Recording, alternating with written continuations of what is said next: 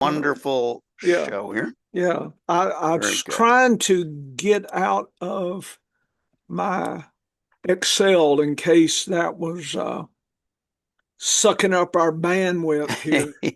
So let me Yeah, if we ever kill. figure out what kills bandwidth, we'll be in Yeah, good shape. yeah. I'm trying to leave. Uh, okay, so I left my browser. So I got my PowerPoint up for our stuff. So I think All we're in right, business. perfect. Yep. All right. Well, let's jump right in.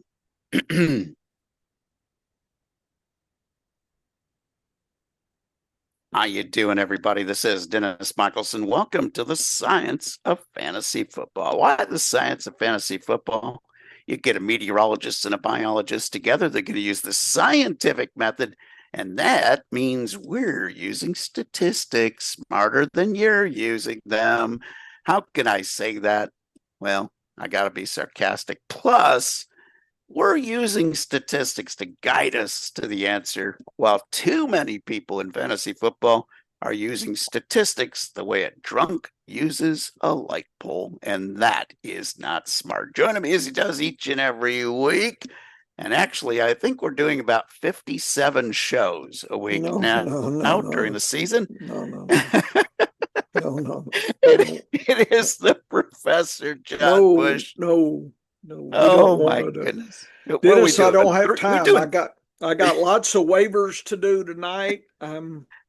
Lots of stuff happening. So I don't have time to do 50. So I don't know how people do all the shows they do. I don't know how they do it because I think we're doing three and I'm doing four shows total every Yes, week. yes, And that's enough to keep me busy. yeah, So, but Professor, yeah, before we get to fantasy football, yeah. What you got? I've got a crossover into real football. Uh-oh. I've got a rant that Oh just no. needs to be said. Now, is this rated PG here or is this I'll try to keep the language okay? from getting too Okay, well, I'm bad. just gonna lay my head back and let you go. Yeah, but do you remember I think it was in Monty Python, one of the Monty Python movies, the guy shame, shame, shame, This is my shame of the week. Okay. I I am totally, after 2 weeks of football Yeah, in the 2025 season, yeah. I am embarrassed, Oh, embarrassed to call myself a Kansas City Chiefs fan oh boy. because there are so many morons out there that claim to be long-standing Kansas City Chiefs fans. And one of them on Twitter who said he's been following this team all the way back to 2008. Yeah, All right. So here's the problem. yeah, In the total time that most of these newer Chiefs Nation fans have been following this team, which really doesn't date back any farther than Patrick Mahomes' second year with too many of these people, they have never known any adversity. None. Because up until last week, Patrick Mahomes had not lost 3 football games in a row. Think about that. How many times have other teams lost 3 games in a row since Patrick came into the league? It's been a while. yeah. Like most teams have a 3 game losing streak almost every year. Chiefs fans are up in arms about wasting the great Patrick Mahomes. Yeah, they wasted him by going to 5 Super Bowls in 7 years. He's been starter. They've gone to the AFC Championship every single game or every single year he's been a starting quarterback. They're wasting Patrick Mahomes' talent with a lousy, just have a bad roster. Bad Eh, roster, my ass. This is a better team last year's defense that went to the Super Bowl. And these people are whining because they lost to the Chargers and to the defending champion Philadelphia Eagles. And I might add, both games where they should have won. If they would have had just a little bit more of that pixie dust Reed Mahomes magic that they had last year when they won every one score game, a streak that went like 17 one streak or one scored games in a row without losing.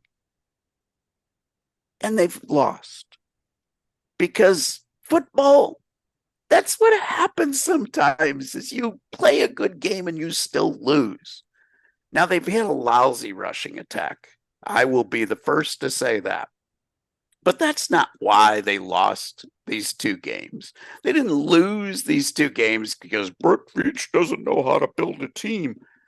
Oh, my Lord. He's rebuilt that offensive line twice during this so-called dynasty era of the Chiefs. He's rebuilt the defense completely on a regular basis because the salary cap is real. And you cannot expect to bring back all that high price talent each and every year. So you're going to lose players and you have to bring somebody in. Do I wish they had grabbed another running back higher in the draft? Oh, yes. But I don't think that's the problem. They're just not able to run the ball wide, and they still think they want to run the ball wide. And, some of that is just Reed seeing how defenses are going to respond to him. Because Andy Reid knows this team is making the playoffs. Andy Reid knows that if everything goes right in the playoffs, this team is going to end up in another Super Bowl. Yet the Chiefs fans, after an 0-2 start, oh my goodness. I am embarrassed by you people. Please start cheering for the Raiders. See what a real losing streak is all about. I got that off my chest. I feel so much better, but Kansas City Chiefs fans, you guys can be better than this. You've been pathetic lately on social media.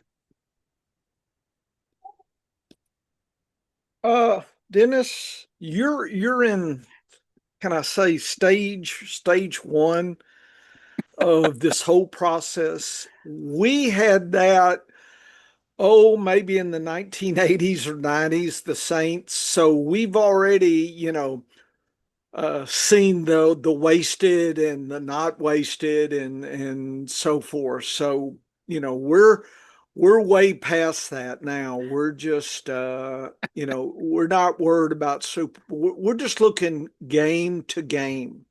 If we win a game, that's our Super Bowl. And, and especially if we can beat some of our evil opponents, the Dirty Birds, those silly Panthers, and those outlaw Buccaneers. If we can just beat them at least once, at least 50%, it's a good year. So we're not even talking your kind of talk, and we're way past that, Dennis. That's the holes on my Saints gear. They got moth bites in them. Okay, and about 20 years probably I'm at the nursing home, and I'll look up and the Saints will be winning again, and I'll be like, and I'll pull out my old moth-eaten jacket, and and everybody will have their new jacket because they just jumped back on the wagon here, Dennis.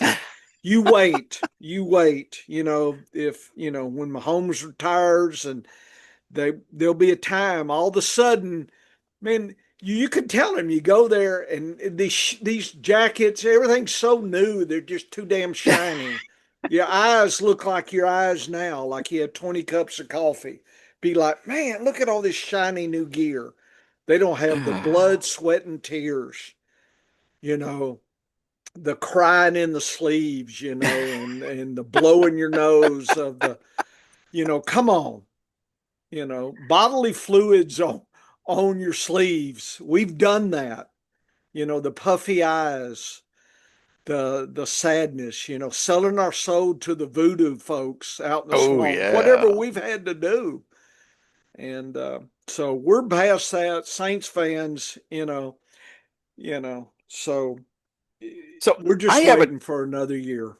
so I have a weekly tradition during the season. Yeah. Okay, when the fall weather gets here and it's sweatshirt weather, at least once a week Well, during the season, win yeah. or lose the week before, the Sunday before or the Monday before or whatever day they played that week, Hmm. I get out the old Chiefs sweatshirt that dates back to the 90s and it's got holes in it. It's ratty looking, but I wear that because it reminds me, win or lose, that there were worse times to be a Chiefs fan where you were celebrating if a guy like, if I could have a running back that led the league in rushing for that week, that was a big deal. If Priest Holmes had a 150-yard week, that was it, man. This is celebration time. And now we're in this point where a 2-game losing streak against two very good teams. Now, if they had lost to Cleveland Browns, the Jacksonville Jaguars, if those were their first two losses, I'd be the first to say, oh, what is going on? You lost to the Chargers, who a lot of people were picking to win the division over the Chiefs this year. And you had to play that game down in South America. And then week 2, you got to play the Philadelphia Eagles without your best wide receiver. And of course, they've had their best wide receiver gone except for 2 plays. So relax, Chiefs fans. This is not a bad team. Now, Uh-oh. in my fandom in football, my college fandom, the Purdue Boilermakers, and we really barely won that game.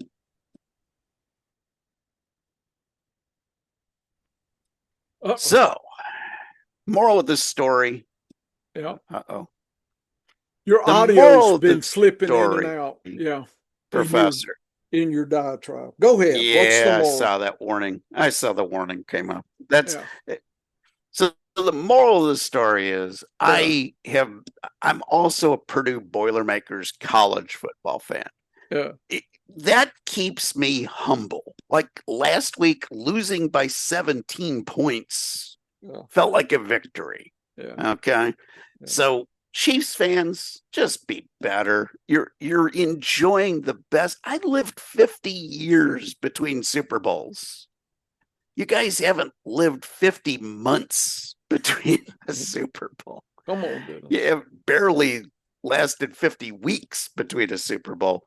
Yeah. Celebrate, enjoy, Yeah. and don't get down. It's 2 weeks into the season. Now, if they're 0-8, if they go 6 more games without a win, then you'll be seeing me complaining about what they put together.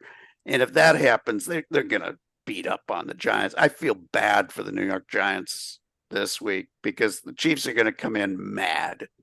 And when the Chiefs come in mad, bad things happen to the opponent. And it's just the way it is. But Chiefs fans, you can please be better. And I feel so cleansed getting that off my chest. Okay. That's good. That's good.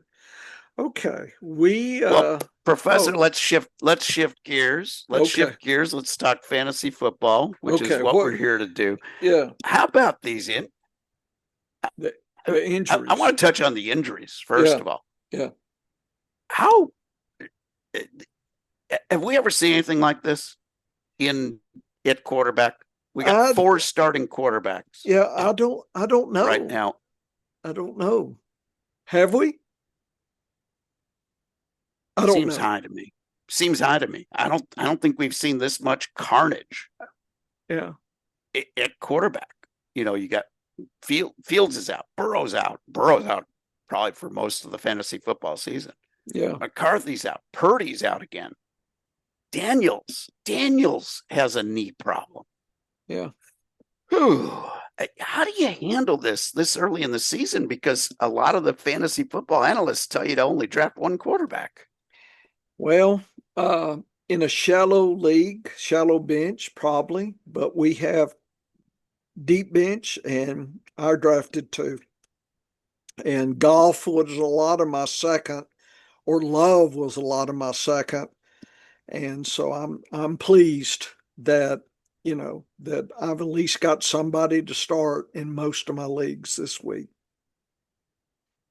Yeah, even in shallow bench leagues, because my home league has only got 6 or 7 bench spots, I always draft two quarterbacks. I don't see how you can go without the one position that you got to field every week that is going to score a lot of points. I don't see how you can afford to go one quarterback unless you're going to just say, oh, I'll get the backup off the bench. Well, Burrow to Browning is going to be a big drop off. I know he had a good week in when he replaced Burrow.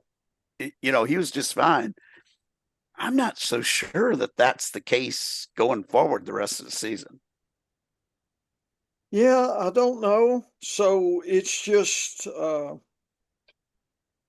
my feeling is I draft two, so I'm not totally out of it. And I like to stream quarterbacks, Yes. except if I've got a top one. So usually what happens, and Dennis, I think you and I have done this. The higher up I drafted a quarterback, the later I draft the second one, Yes. just on average. So the late ones, so when I looked at my percentages, I have a lot of different choices. I didn't end up getting one late one. After Goff, that was it. I pretty much were just, which one seemed to have a strength of schedule that matched to that was a good predicted. I mean, last year's data predicted to be okay in the bye week for my main quarterback. So that's how I drafted, just who was available around 15, 14, somewhere in there. If I grabbed a Burrow or a Daniels Mm-hmm. or even a Hertz Right, or a Lamar Jackson, right. I came back with either Goff or Love Yeah. as my late quarterback because they were basically free. They were Mm-hmm. so far down in the draft that you could grab them after all the relatively safe running backs and wide receivers were off the board. At speculation zone time, Mm-hmm. that's where those quarterbacks were going. That was way too cheap. So I'm feeling pretty good because my on FPPC, my only Burrow team had Goff as the backup. And on my other redraft teams were super flex, where I lost Burrow, I'm now got Are Baker you going Mayfield. for Browning this week? I did put in some bids for him, but I didn't go whole Crazy? hog. I didn't go Mm, crazy okay. because I just don't.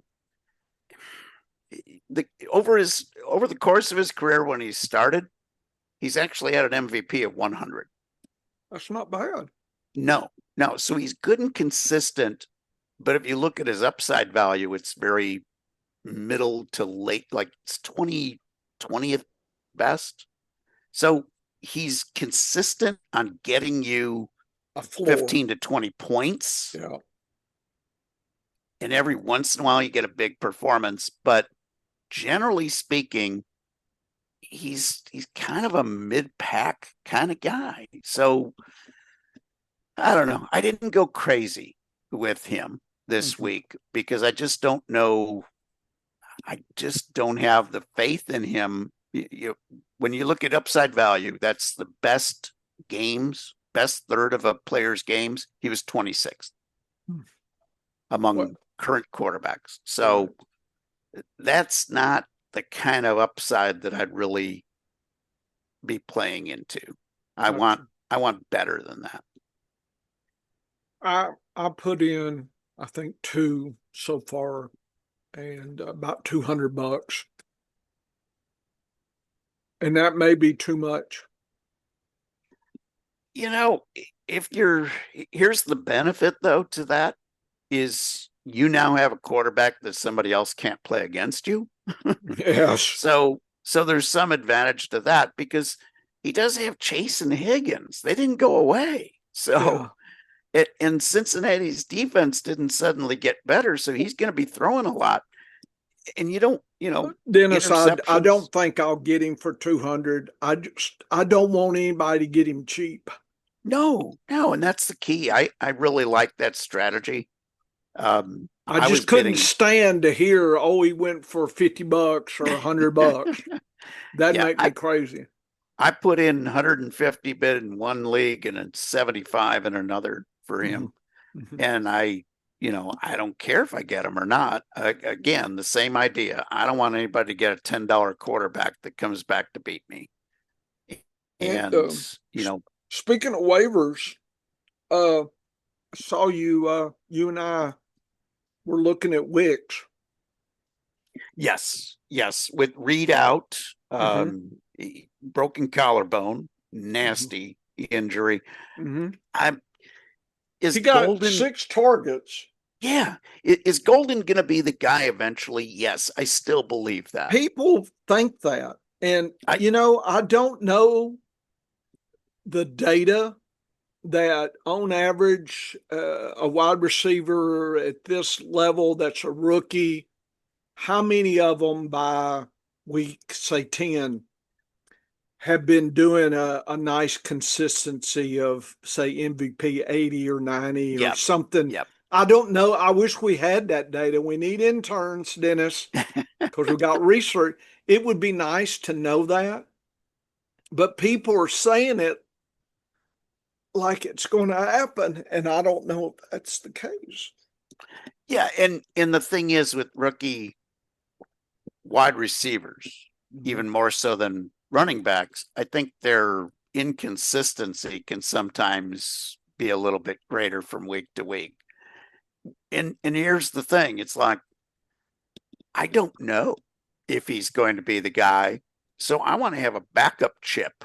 Mhm. If I've got Golden on my roster already, It'd be nice to have Wicks. I want Dobbs or Wicks on my roster Well, as well. Dobbs is gone.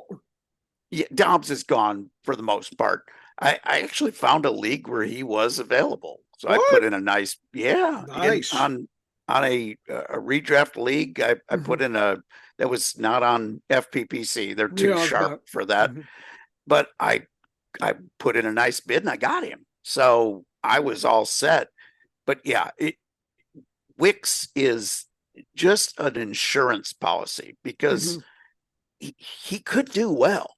And here's the thing, if Golden is not really good at doing anything but going long, which there's some scouting reports that said that, Hmm. limited route tree, I heard from Hmm. him, and what he did in college and what he can do in the pros will be two different things Yeah.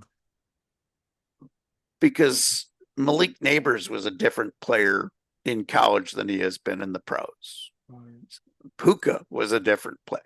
You don't know how these guys are going to develop. Even the big name ones coming out, you don't know. Sometimes it takes them a year or two. Look at JSN. Look at Roma Dunze. Yep. Their first years were awful. Look at Marvin Harrison Jr. Yep. He He's still still hasn't he's still struggling. found the magic.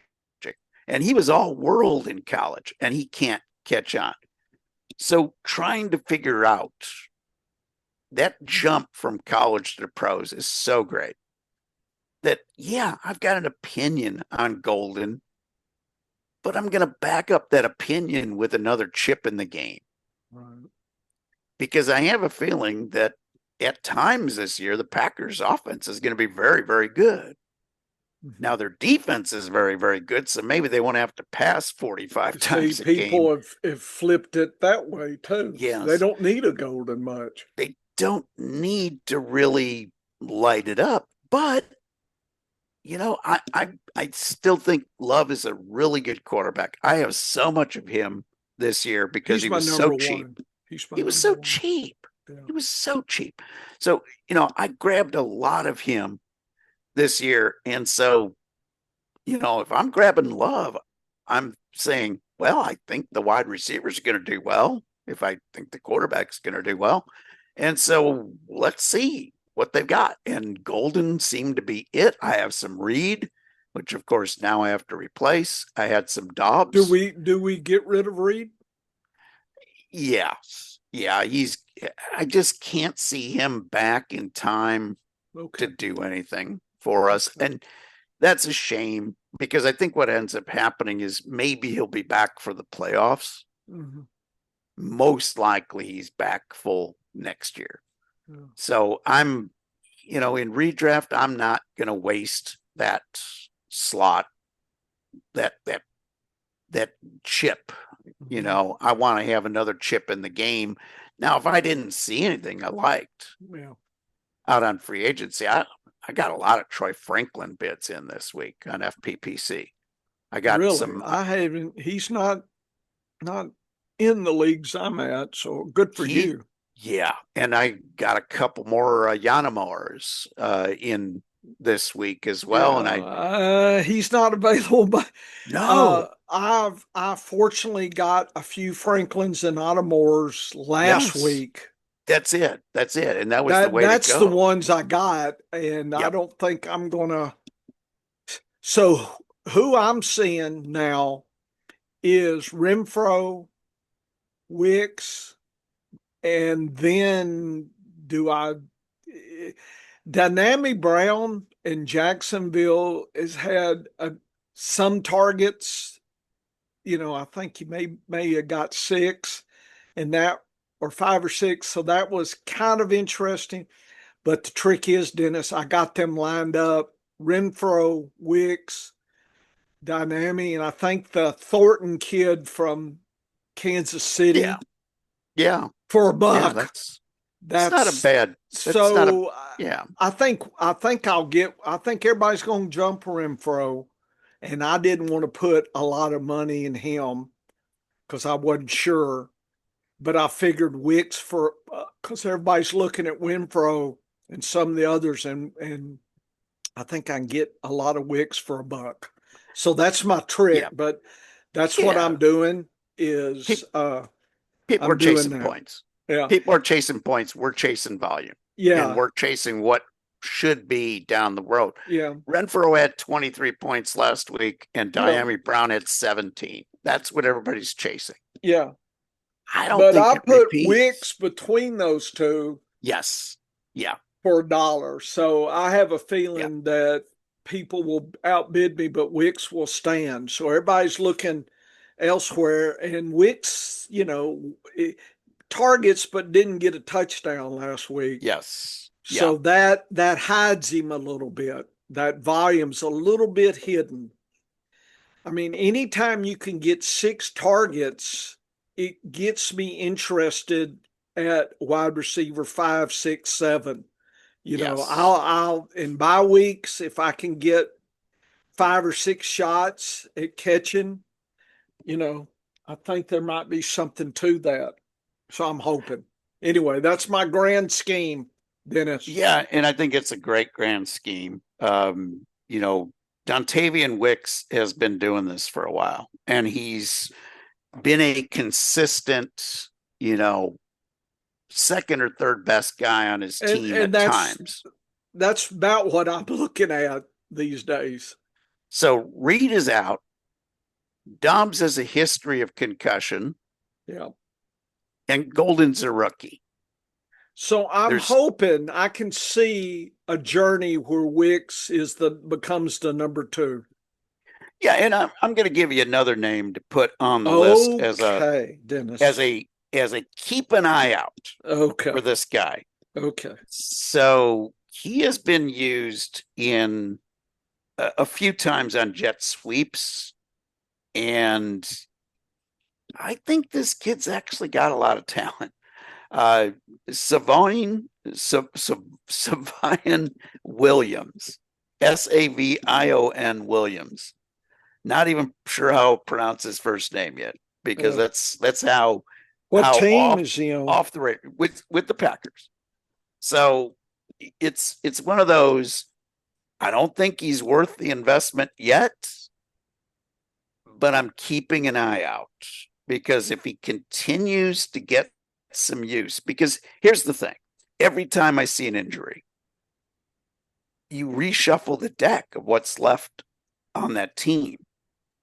How is that volume going to play out now? And I'm honest enough with myself to say that the answer quite often is I don't know.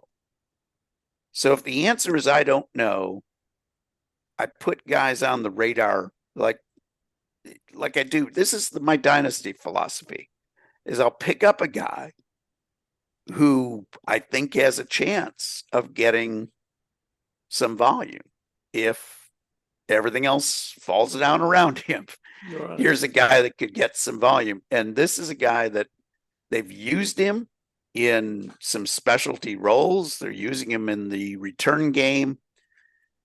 He's gonna be around. So if others go down or others are not productive, he Right. gets a shot.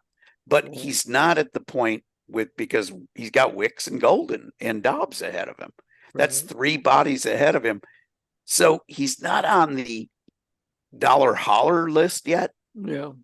but he's on my secondary list that's, oh my goodness, is this guy a player? Yeah. How good could this guy be? And that's early in the draft season. That's how I felt about Thornton from the Raiders, Right. the rookie. And I just put him down there as okay, last pick of the draft. If I need something, nothing else looks good, maybe I'll take Thornton, Gotcha. type of deal. And now he's to the point where he's on about 70% of rosters now.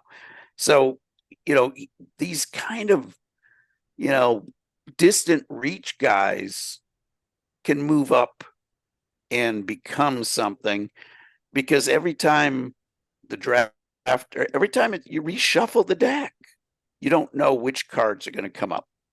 But so many injuries. Reed's out, Waddle and Worthy both listed as questionable. The fact that Xavier Worthy might play this week is unbelievable. It is Torn unbelievable.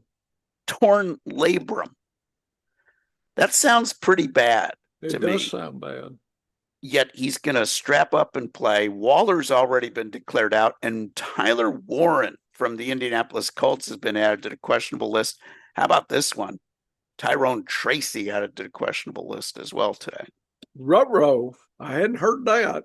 So Scatabo could be the man, although they're going up against a very tough Chiefs defense. So I'm not crazy about him this week, but I think looking forward with the Giants, we might see more Scatabo with Nice.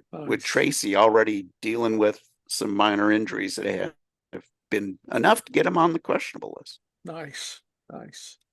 Uh, I'm sharing the early Vegas stuff here.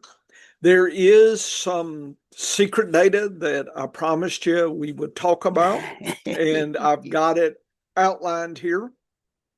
Uh, and we will touch on it. But I did want to start out here, just kind of uh, tell people that our matchup show, we usually take two from the high group, and I've got three games, and one of them will be played tomorrow. So we really got Baltimore, Detroit, and Chicago, Dallas will probably be the two we will focus on in our matchup for the sports Yes. affiliate, our show there, which will be neat in the 50s. That's always good Woo. points.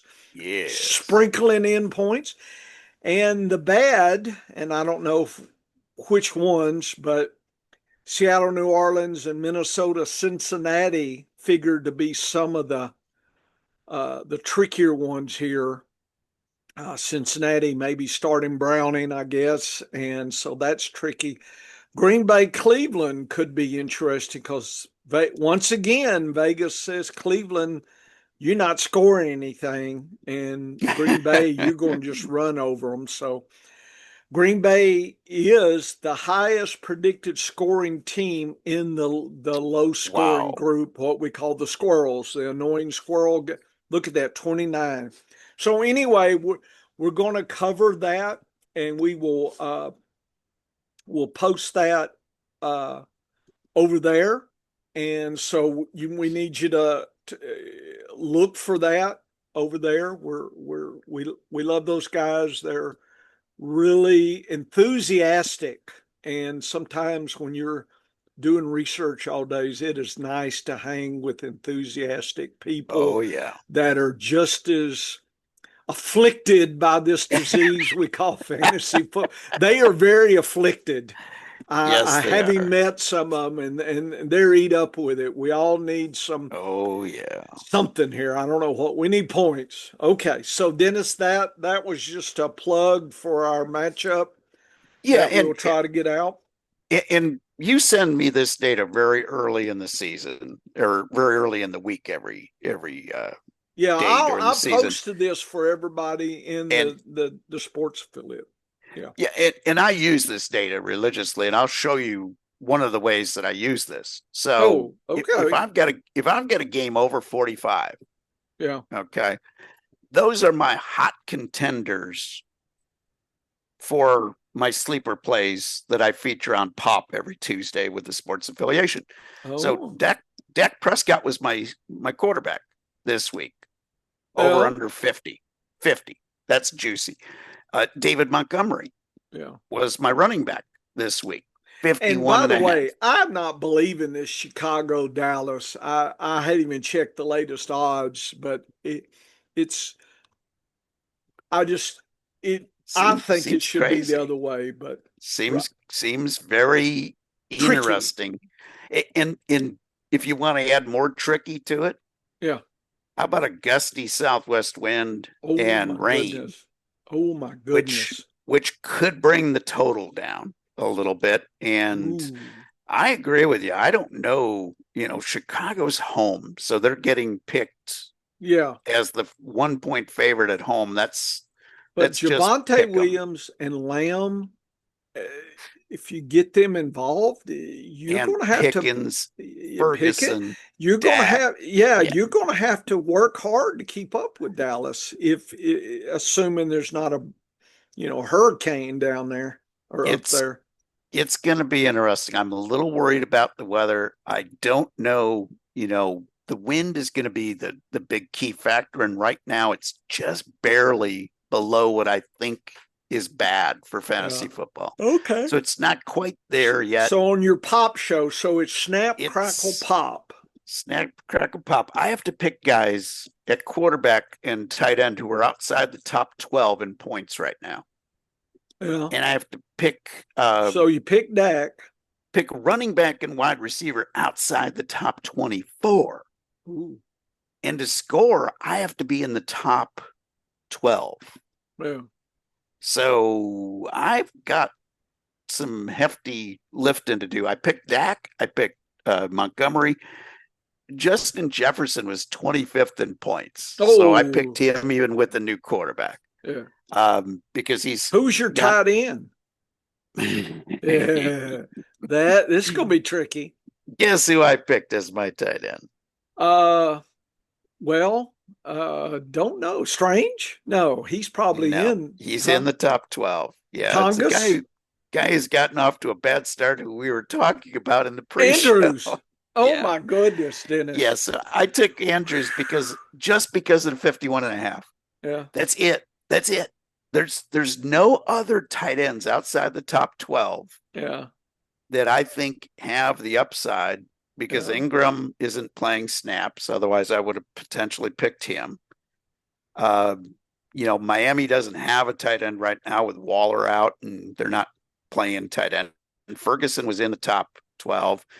Loveland, I could have gone either Loveland or Komet with Chicago, but they're not involving the No. tight end. What about Otten? See, I'm not. I'm Ot- hoping that he's Otten, rounding into yeah, form. I'm hoping. that was a guy that I thought of. I really Yeah. did. 44 and a half. And the Yeah. difference was Andrews has more back class and he's got a Yeah, he game that does. was Yeah. 7 points more.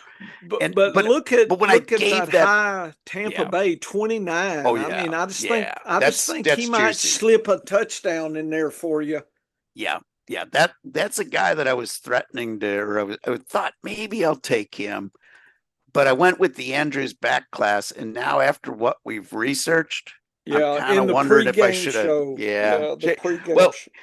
what I researched after Pop Yeah. this morning, Wednesday morning, I wish that the Pop show was on Thursday after or evening instead of Tuesday evenings Yeah. because I would have changed my tune on that. Yeah. But I still think Andrews is a fair bet Yeah. to be a. He certainly has back Can he class. wake up? He's got back class, and remember, Detroit got beat pretty bad by Tucker Kraft. Yeah. So I'm hoping that repeats itself, that they're weak against tight ends. So I don't know. It's one of those deals where I'll take my shot this week on a guy with bad class. But he was my least favorite of my 5 picks. My bonus pick was the guy they called Bill. How they call Bill. So next, I'm skipping my secret stuff. Next is the week 3 power rankings. I probably should post this to the sports affiliate. I don't know. Last week, everybody in green, I think, won and did well. So it Big was, big scores for fantasy too. yeah, it was. It was very interesting here. So this week, I got Dallas number 2, Dennis. I got Tampa Bay there. That's another pull for Otten there. Tennessee, I'm worried about. Miami, I know we're going to Yes. talk about Buffalo, Miami. Oh. Miami is one of the second from the bottom there. Carolina, New Orleans, unfortunately, Cleveland and the Jets. Those look kind of rough and tough. And Minnesota, even with, who are they getting? Is it, uh, who's their Carson quarter? Wentz. Wentz? Wentz can, I think he won't lose you the game. He may not get you full 20 points, but if you can get 15 or 16, I think you can call that a win. Dallas, Atlanta, Tampa Bay, Indianapolis, and Detroit, even playing away. That's the one I worry about is Detroit. Oh yeah. And I did mention Washington was kind of in the middle, a little bit above, but I'm worried about that quarterback because they would get even lower down without a quarterback, a good quarterback. So I wanted to put that because I couldn't, it's hard for me to go in the future and figure out if Daniels is playing, but I did want to warn people. But there's the power rankings.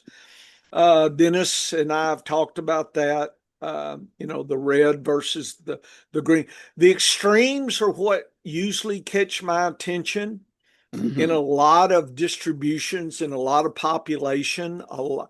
There are some rare events in biology where the middle is really the most interesting group in a Hmm. population. But it's very strange how that is that kind of evolution that picks off the extremes and not the middle. So that's Hmm. usually the bottom are picked off easily and the top are not, and that's usually how things go in biology. But every once in a while, the middles are uh, framed, and I forgot I used to know the word. There's a type of evolution associated with that. But anyway, there's our power rankings. So I'll stop and let you comment as you need on the power rankings this week. Yeah, I'm a big believer in the professor's power rankings. He's taken me behind the curtain at the Land of Oz, the data center, and showed me how he calculates the power rankings. Yep.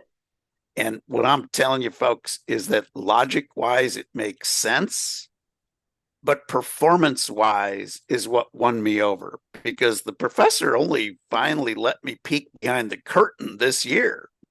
Uh, Went into detail about how he does the Yeah. power rankings in a discussion with me, but I know that they work like they do. And so when I see Minnesota and Dallas, and I've got Dak and Montgomery and Jefferson as my pop guys this week, it makes me smile. And I got a guy from Detroit.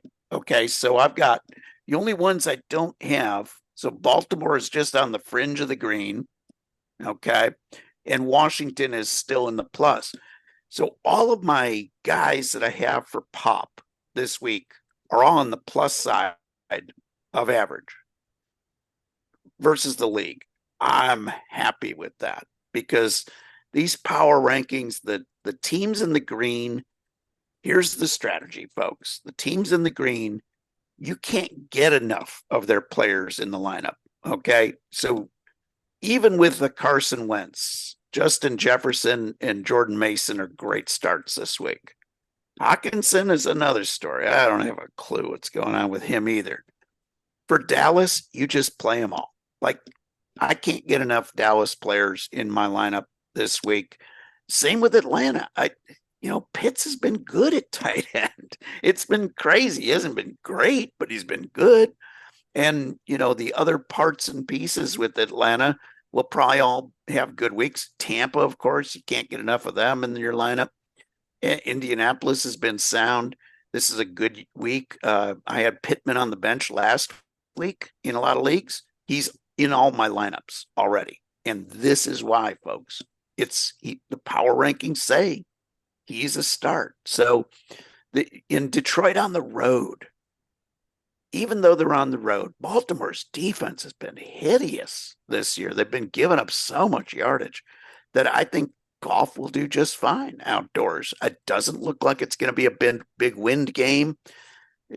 One of the weather apps that I've consulted does have showers in the forecast, but I'm not buying it. I think we're going to be just fine weather-wise on Monday night. Too far and away to be really specific on that 3-hour window of the game, but the data says Detroit will be fine this week. The other extremes, the red, it doesn't mean you bench all their players. It means have a good reason if you have to start more than one. Like, you better be desperate to start more than one player off of a team in the red. If I have New Orleans players on my team, I'm going to look for an alternative to playing both Kamara and Olave. If I don't have a better option, I'll roll the dice, but I'm going in understanding that I'm not going to get 2 spike week performances. I will be lucky to get 25 points from those 2 players. That's just what those red targets mean on this chart. But that's how I use this. Green is great. Can't get enough in. Red, 1 player per team, please. And the second player has to earn his way into the starting lineup by you being desperate elsewhere. The middle ground, I don't really care about. I don't really let it affect my thinking much. But the higher you are towards the green or the red, man, that's a decision maker. Some of the best data you're going to see in fantasy football. Something just crossed the wire. Tootin is now questionable down in Jacksonville. Man.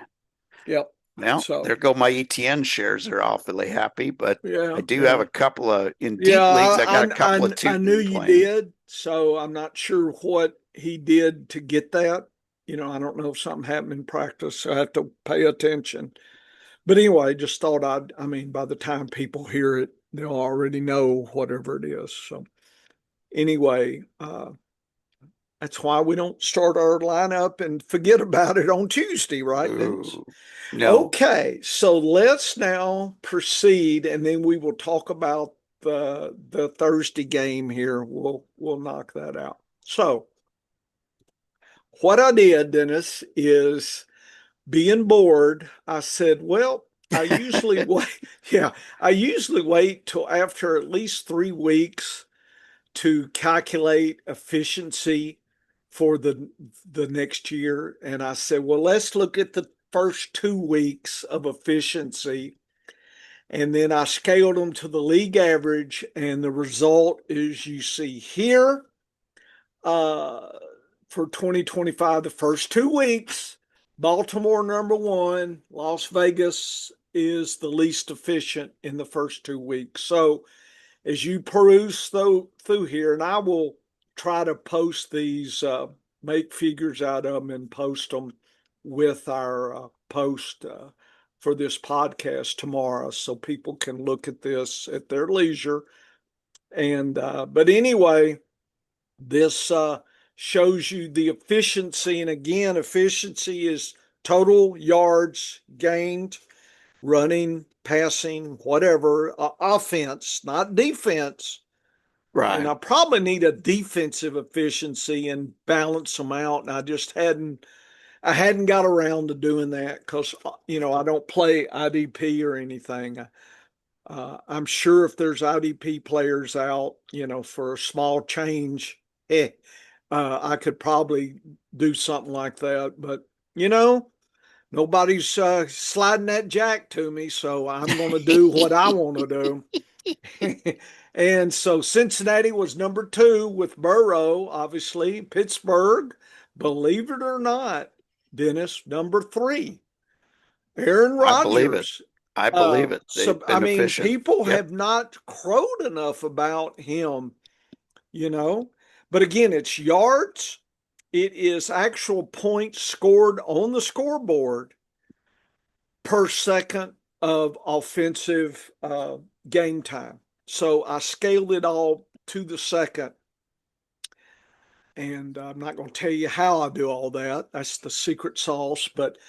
And then I put every team's number uh, to a scale of 0 to 100. And there it is. So you can get a sense of the scale efficiency, right? So look at Vegas versus Baltimore. Dennis, that's like 100-fold Wow. difference. Yeah, again, it's 2 weeks.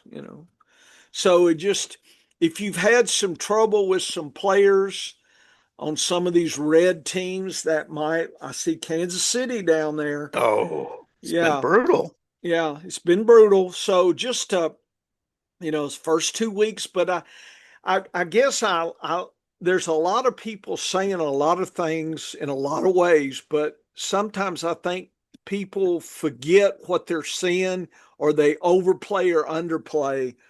And the the literature out there says that metrics will tend to keep you from fooling yourself, right? The Yep. psychological, boy, I'm a big fan of player XY, and the data shows that you can be tricked by your preconceived notion of player or team.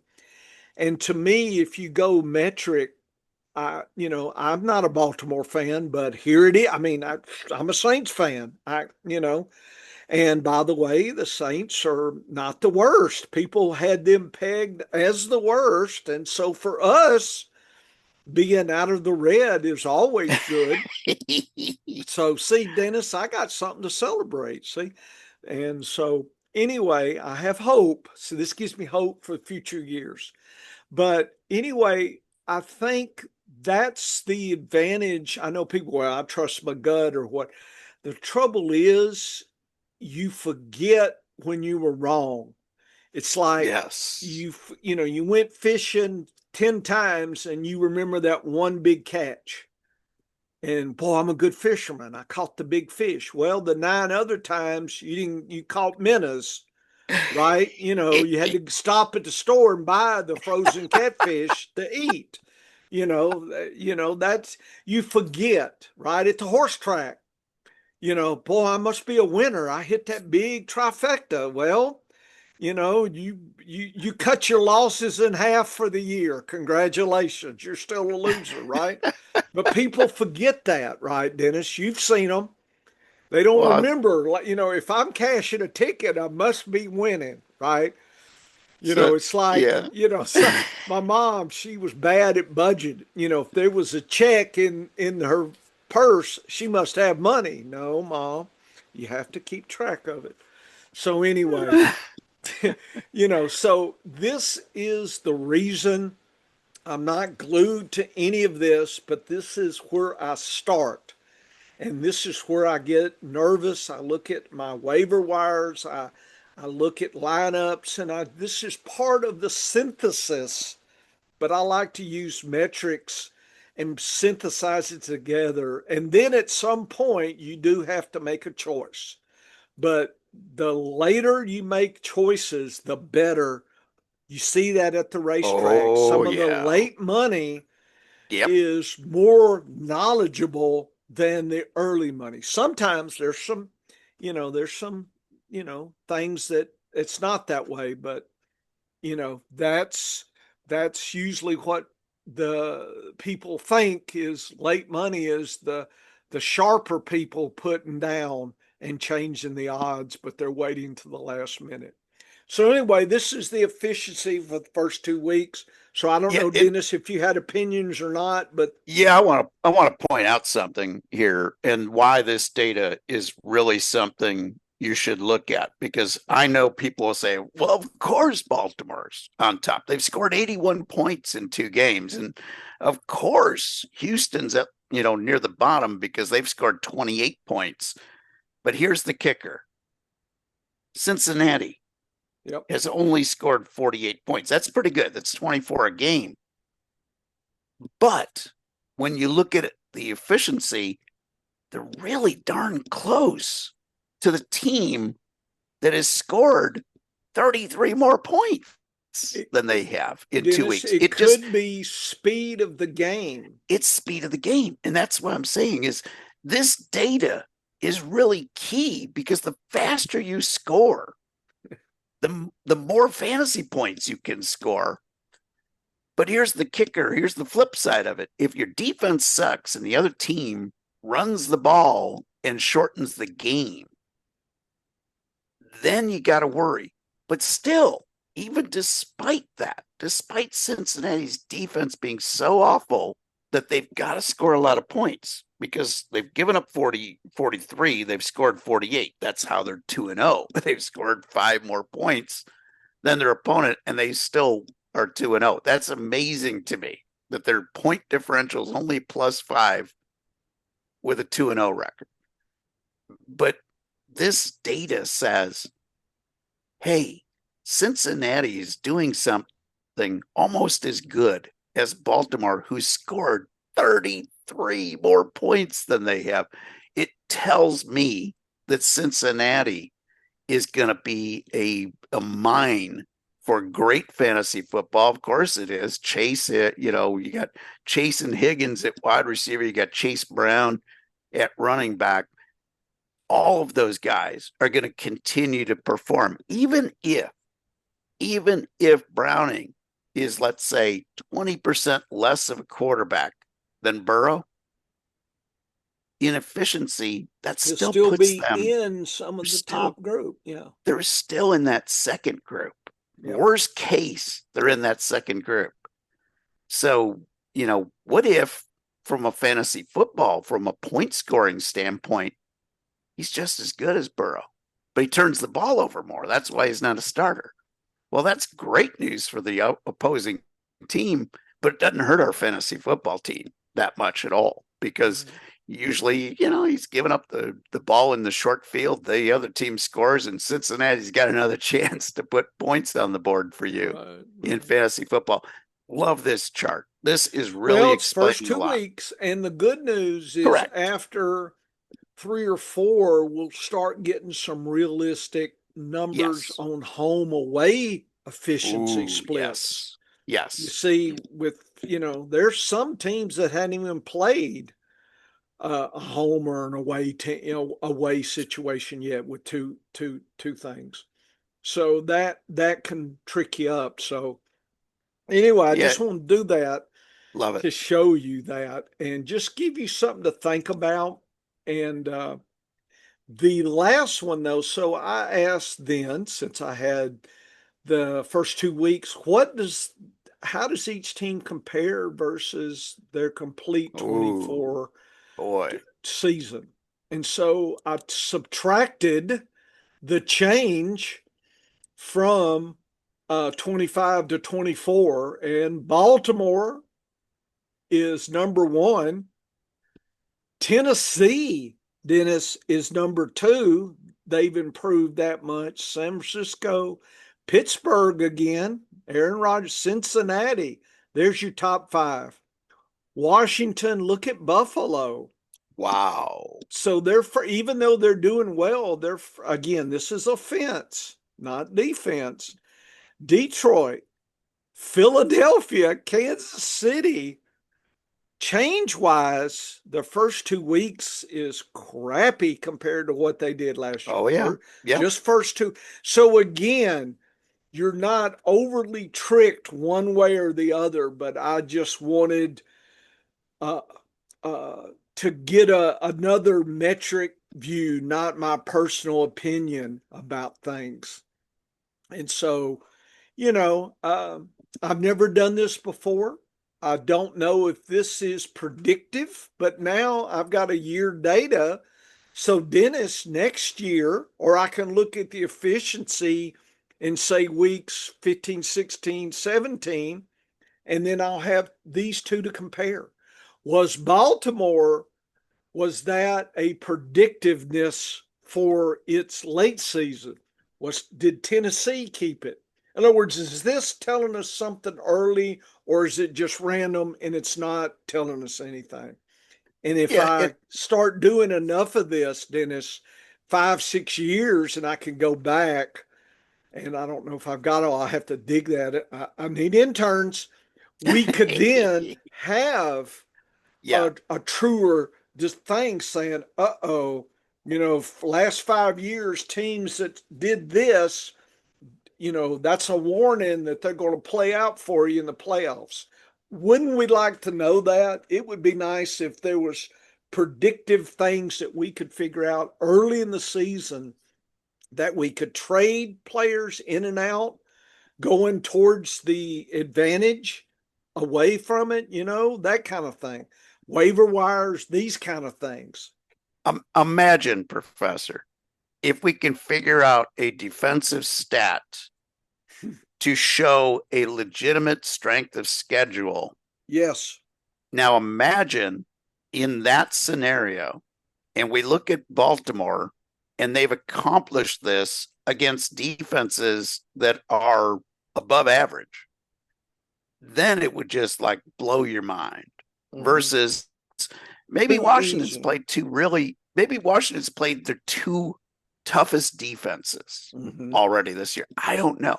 But if we can develop a strength of defense metric to go with this, it will make this even more. Well, what powerful. you would do would be some type of change, and then you would ratio it out to the defense. Yes. And then you would that would scale it down relative to the defense is what we would need.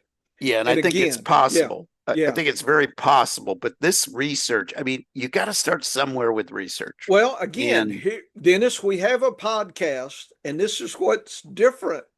We actually do research, and show it. And on the pre-show, folks, I had extra different research. You'll have to watch that.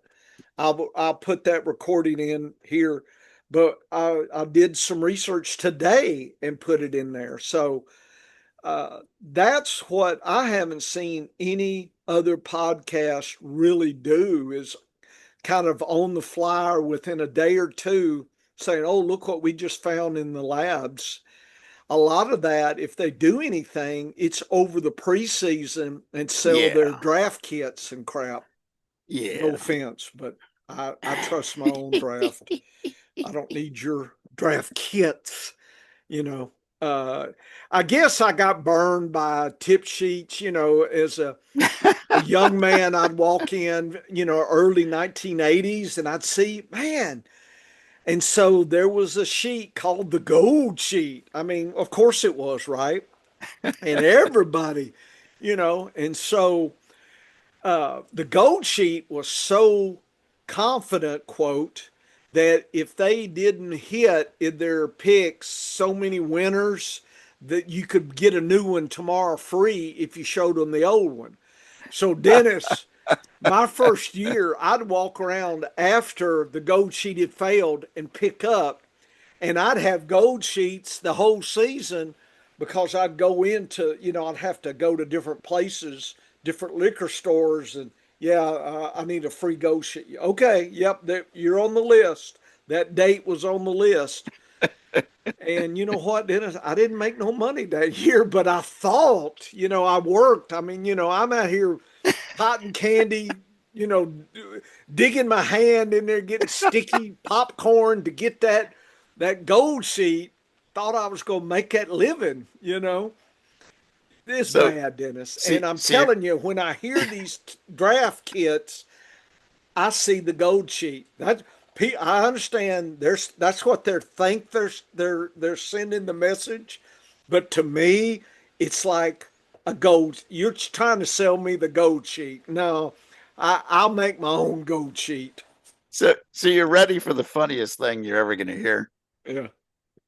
That was one of my dad's best friends that did that sheet. And he was based out of Chicago, but he sent his second stringer Yeah. Down in down Louisiana, down to Hot Springs the hot every springs single too. year. Hot Springs, yeah, Yeah. down to Hot Springs Yeah. for that Well, it for the made it race down to there. Louisiana Downs when Yeah, Oaklawn wasn't running. they there was probably They probably had a another stringer down there. they probably had a stringer that took over because to have that brand The at a gold sheet. track, Yeah. because there are three tracks Yeah. that the Sokol family handicapped were the Chicago tracks, so Yeah. Arlington Arlington or and Hawthorne or Sportsman. Sportsman, whatever they were running, Yeah. or Balmoral. Yeah. So the Chicago tracks, it was Churchill Downs for the spring meet only, Right. Right. leading up because Kentucky obviously Derby. Kentucky Derby was big money. Yeah. And then they'd go down to Hot Springs to Oaklawn Yeah. every year, and they went down to Oaklawn because they loved being down there in the spring. And And a lot of the northern horses would come down there. yes, So they yes, were familiar yes, with that crew. correct. And a lot of the Churchill Downs People would roll yeah. spring meet would go up to Chicago, so it was a In the summer. big Yeah. advantage for Lenny to know those horses. That was the tip sheet that I had forecasted Oh man. The gold sheet. Anyway, that's what for the I did, harness Dennis. operation. In I know Louisiana, they that had whole the strategy. guarantee. Get They had the get one guarantee. free if you were. If we lost, I don't Yes. know how Yep, many. that was their gimmick. Well, Yep, that was their I gimmick. I'd have like a pile of in my old car in the back seat. And every day I was going to the track, I'd reach back there and grab one and get a free sheet. So I didn't ever buy a sheet, Dennis. I just had the free, and I'd have some friends. Hey, okay, I'm not going here. Take this in.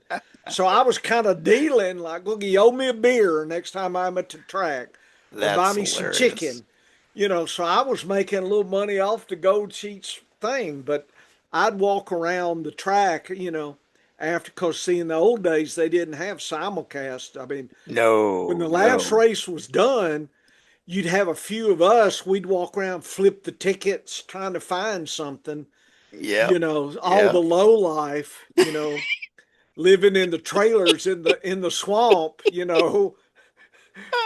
That I brings was back 21 years old walking around like I knew something. I that didn't know brings nothing. that brings back memories because my dad Yeah. used to have us kids he'd say, "Oh, that's fun to play with. Those are Yeah. fun to play with. So you need to like pick up all these dead tickets Yeah. at Arlington." Yeah. So we would, Yeah. we'd bring back a whole big stack and we'd bring them home and we thought, "Oh, this is great." We'd keep them in our little, Yeah. area where we're Yeah. all You our might pick toys up a are. winning ticket. My dad would look through those tickets Yeah. every week to Yeah. see if there were any strays that Yeah. because Well, every hey, time there would be a disqualification, yes, you'd have yes, people drunks that were mad and throw the tickets down. And so yep. I used to watch if I was standing, oh, that guy just threw him away. And if he walked far enough away or would hit the escalator, I'd go over and see what you had. Sure. Earn me a hot dog or something. Oh yeah, that brings back memories. That's It does. wonderful. Anyway, this is the early efficiency I metric. like it. I'll post it. And I like now it. we finally get to do our Buffalo Ooh, versus ugly. Miami. Ooh. 36-13, 49 points, Dennis. Vegas thinks Miami gets Mm. spanked almost 2 touchdowns, 12 points, 11 and a half, 12 points.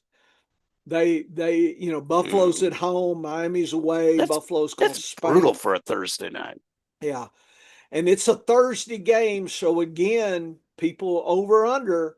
Does Buffalo need Oh, 36 to beat Miami? See, that's what tricks me, and that's what worries me about these games like this. On a Thursday, Buffalo don't need 36 if Vegas is right. They need about 26. So it could be an under just because Buffalo doesn't have, just let Jay. Of course, it could be so bad that James Cook trying to slow it down still goes. They need to put in yeah. Ray Davis's hands. I got some of him. Anyway, if you look, you should only play. On the record, the tight end, Kincaid or Knox, should have an opportunity. The kicker should have an opportunity. Play the defense, could be streamer.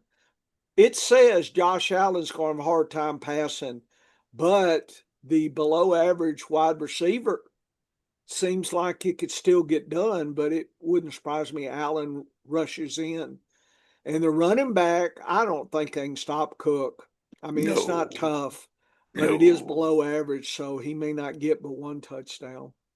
So the DAPs are a little bit more conservative than Vegas.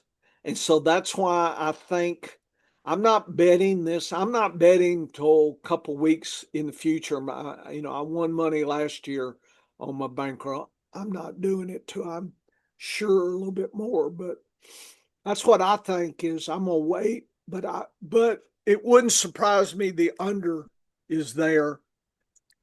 Miami, its shot is Shane needs to run and Oh get yeah.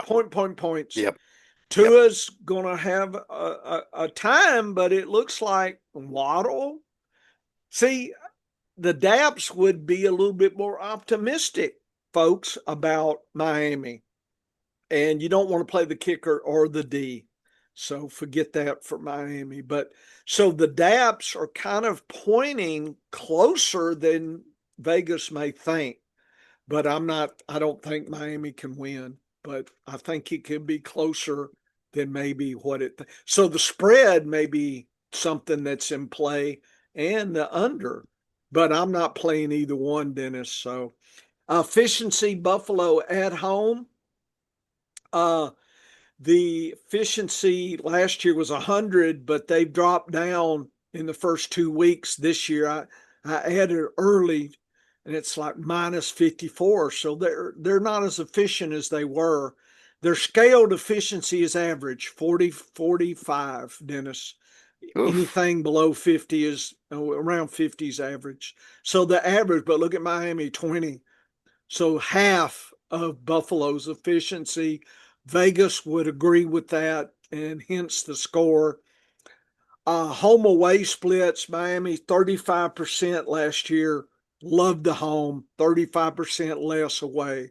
So again, that is bad news for Miami. Miami away doesn't pass as much, 11%. And it looks like that's what that I think they're going to have to pass to. They're going to do both. Ashan's going to have to come in, and Tyreek and Waddle. I mean, they're going to have to be both guns blazing to do anything, Dennis. And Buffalo at home likes to run and shut this down. And they pass less. So be aware, 8% less at home last year. Wow. So here's an interesting thing. The DAPs are still on 24 data because we haven't had enough to refine it yet for this season. So the Dolphins in 2 games, they're averaging giving up 33 points a game. Yeah. And they haven't played a Buffalo style offense yet. So that's scary. But here's on the flip side. Buffalo's defense is a lot worse as well. They've been giving up 25 points a game.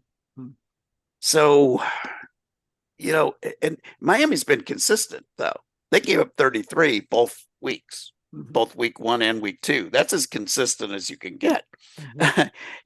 Buffalo, on the flip side of that, they only gave up 10 points last week to the Jets, but of course the Jets had their quarterback out for most of the game. So, how is this going to impact? Well, is a backup Jets quarterback about equal to what Tua's been doing?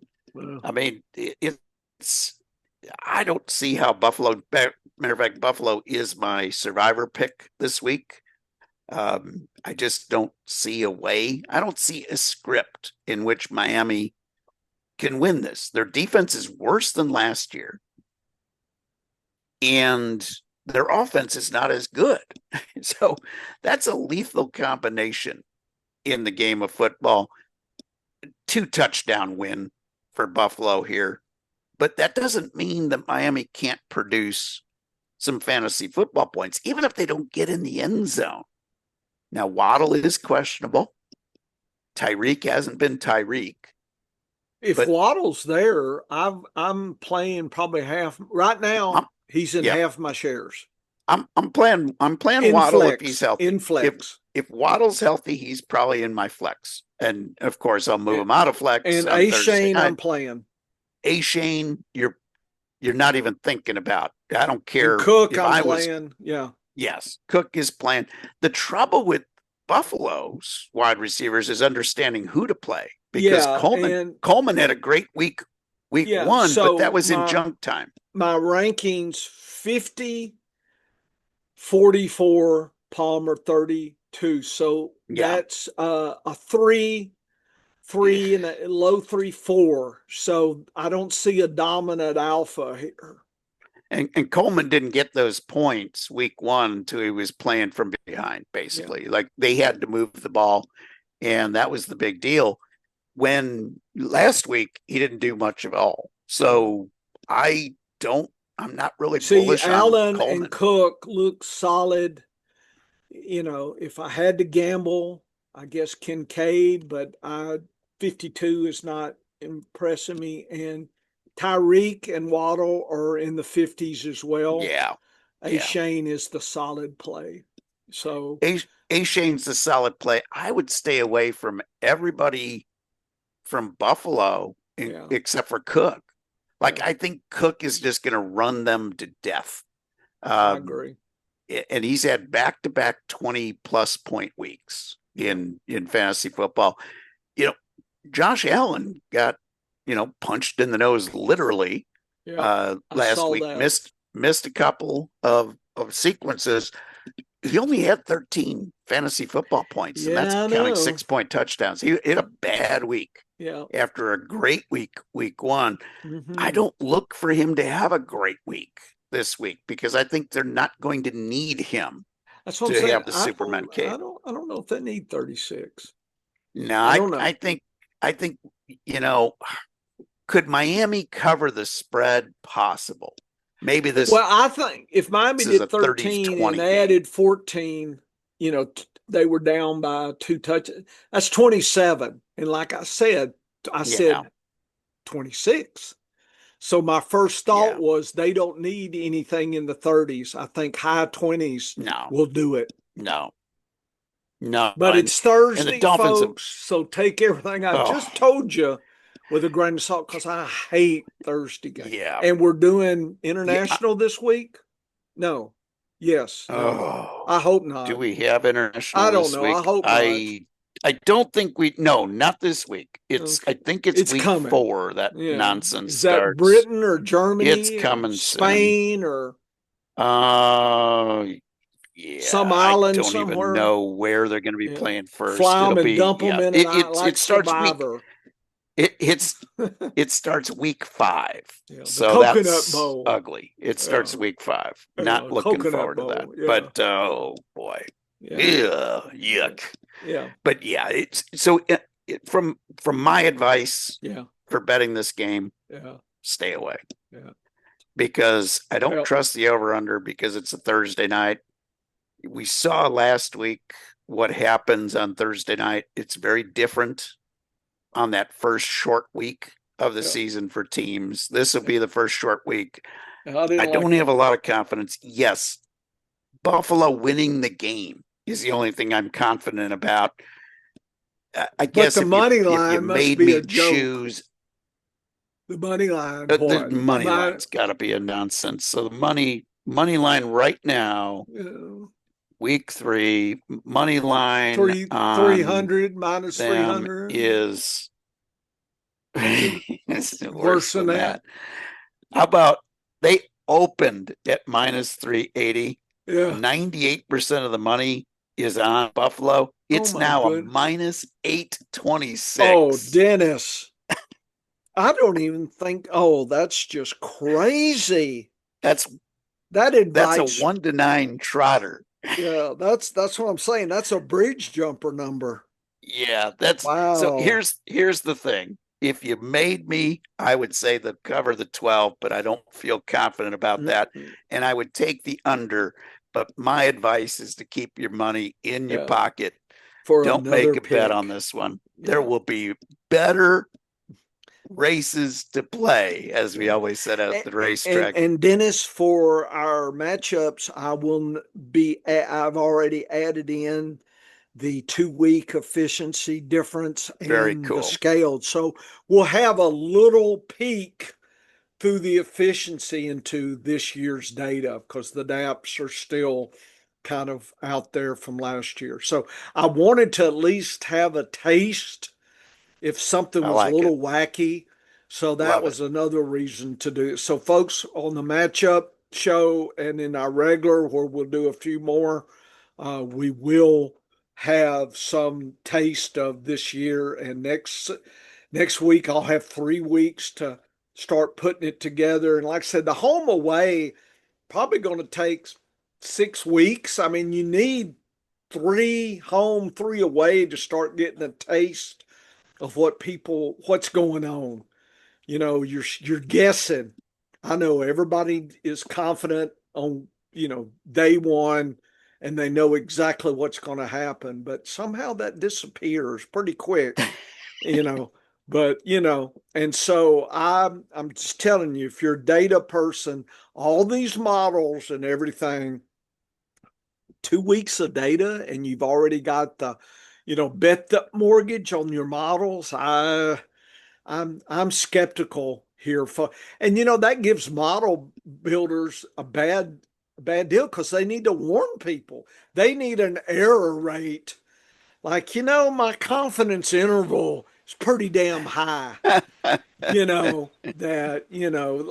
those damn spaghetti models, it could be over here in Yes. Texas, but it could be Florida.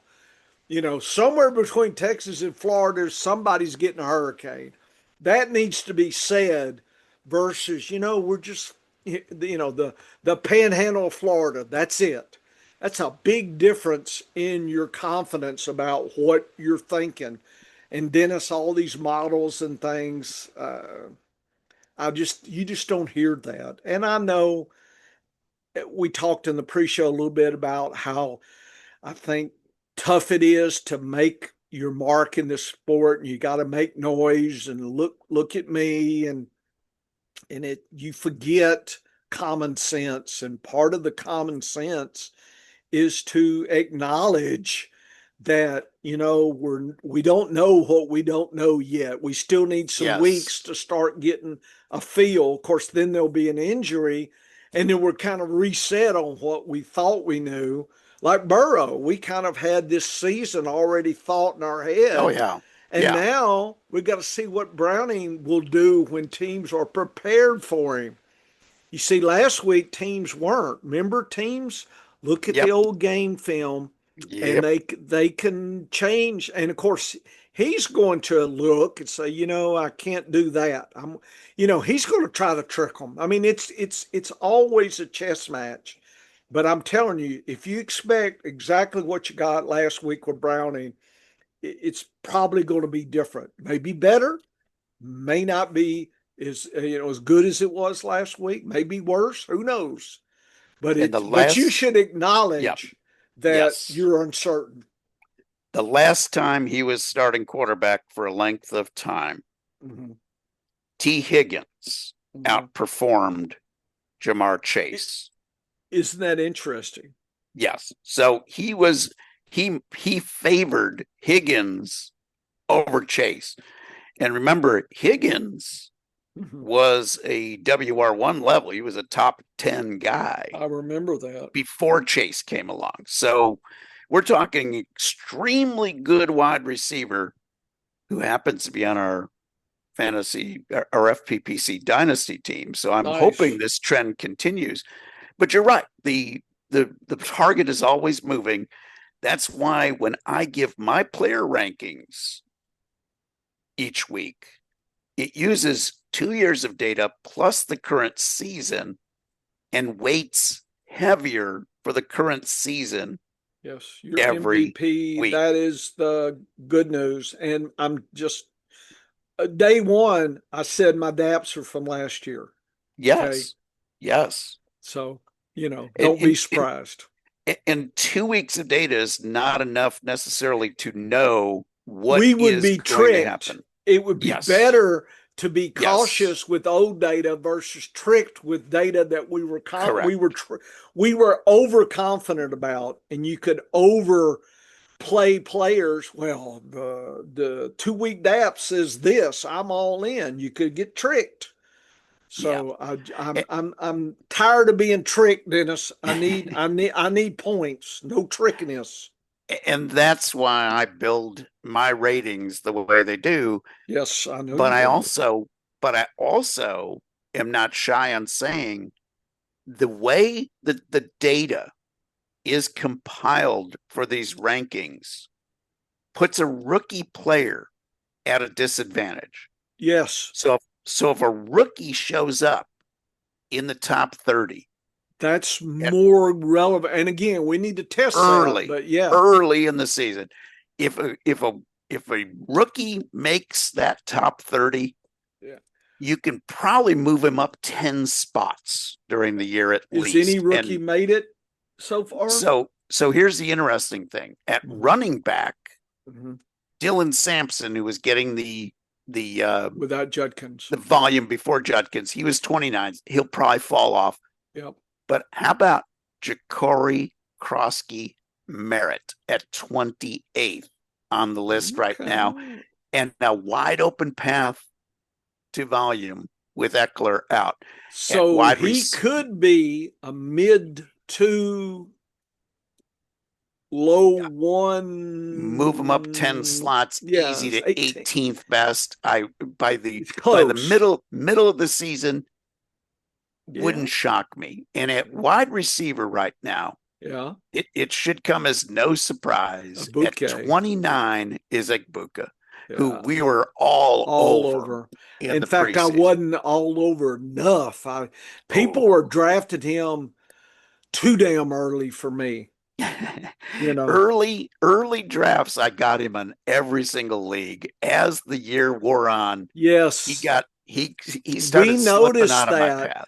Yes. By later, a lot of our deep rookie running backs were gone. They were gone. Yes. people were over, and I'm Yep. hoping that some will get burned, so they'll quit doing that. So that means next year they'll be plentiful for us. The pickings will be better And for it, us. yeah. And at tight end, how about Tyler Warren making 13th already? That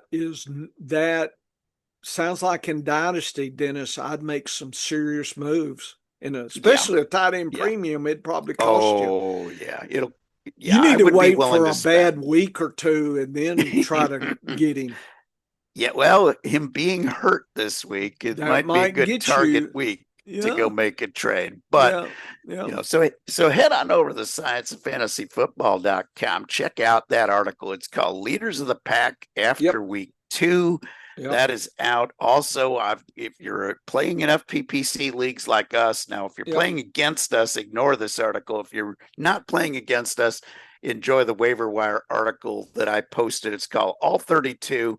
It's my reflections on the week that was and how that might affect fantasy football going forward. Also, check out all the data from the professor. There's going to be so much posted that you could take advantage of. Head on back to the sports affiliation on Saturday We'll for do the the matchup. matchup lag, and head on back here to the scienceoffantasyfootball.com for another edition of the Science of Fantasy Football on Saturday. Get to work, folks. Woo woo. All right, man. I'm telling you, I am juiced. I like the way this season is unfolding. Yeah. We already have a good rhythm to Yeah. what we're doing, and boy, that efficiency data, Yeah. You like Professor, that. that was Yeah. good You like that. stuff. Well, I couldn't wait. And it was, Oh, and so anyway, I'm ready for that knowledge now versus waiting too long. So yeah, I'm we hoping definitely need after the week 3, I think I can dabble in the DApps a little bit yes. Yeah, I and think so. bring that forward at that point. So I'm hoping to redo that. Okay, I'm gonna go get some supper here and It walk my is dog. Vittles time. I got to Yeah. figure out what we're doing for Vittles tonight. We might Well, just be grabbing something. do something, man. Okay, Yeah, I'm gonna we'll take good stop. care of her. Yeah, yeah.